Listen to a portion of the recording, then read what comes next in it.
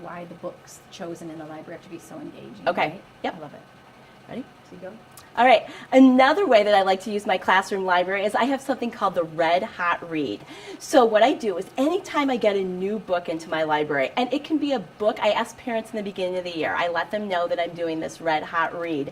And I say, if you have any books at home that your child's not reading right now and that you're willing to donate to the library, I would sincerely appreciate it. So anytime a new book comes in, we put it in a bag, and then I take it out and I do a quick book talk. And you can tell this one's been read a lot and really loved. I read the back of it.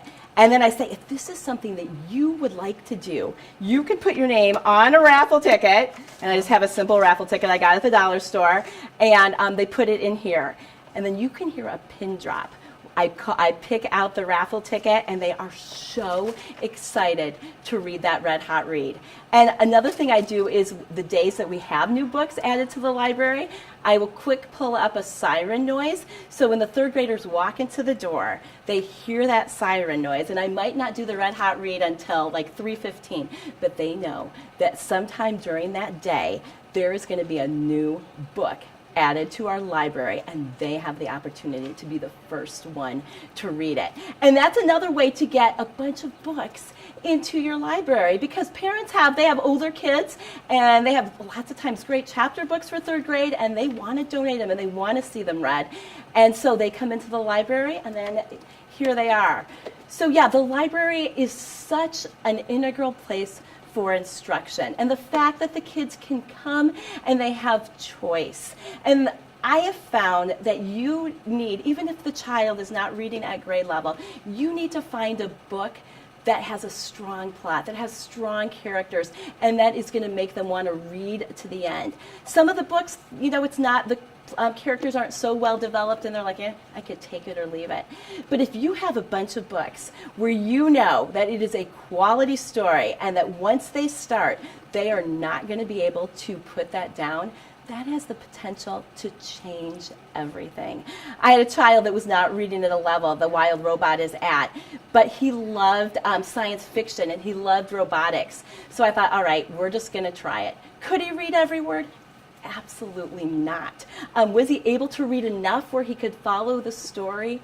Yes. And the fact that he read that, he viewed himself as a reader. And now if you pull that kid, he's read The Wild Robot Escapes, he's read all kinds of different books that he never would have tried before. And I think the reason that he did that is he had that choice in my library. I didn't say, oh my goodness, you need to stay right here with this bin at this level. He got to look, he got to pick, and it changed everything. Another thing I love is a library to have a bunch of different genres. So let's say I had a girl that was really into Puppy Place, loved Puppy Place books. And then after I saw that she was reading those, I said, have you ever thought about a nonfiction book with puppies? She went right to the nonfiction bin. There were 4 or 5 of them. She could not put them down. It was one right after the other. And then I was able to say, oh my goodness, here's a mystery book dealing with a dog. So all of a sudden she was able to find fiction about dogs. She was able to find nonfiction about dogs, and then she'd never read a mystery chapter book before, and then I was able to pull my mystery chapter books and have, again, her choose which one she wanted to read. So I think the classroom library gets to be as much as you want it to be. It's so neat whenever we're reading, even a class read aloud. Right now we're reading Pax. They cannot wait to investigate foxes. So I don't even tell them. It's pretty authentic. They will get up, they'll look through my nonfiction book, and they'll say, Mrs. Valnick, look, you've got this book about foxes. And then when we're reading out loud, they can share some facts and relate it back to our read aloud. So, and again, too, when they're done with their work or they need something to do, the first thing they do, they don't ask for that computer or they don't ask to draw. They come back and they look through the bins. They sit on the chair, they put the bin in their lap, and they find something that's going to motivate them. And that has increased my instruction so much. And it's, again, nothing that I've done. It's just here, and it's ready for them to look through. It is theirs. And they don't have to go down to the library. It's here in our classroom. And it's as easy as just sitting down, finding your book, and starting to read. Thank you. Do you need anything else from me?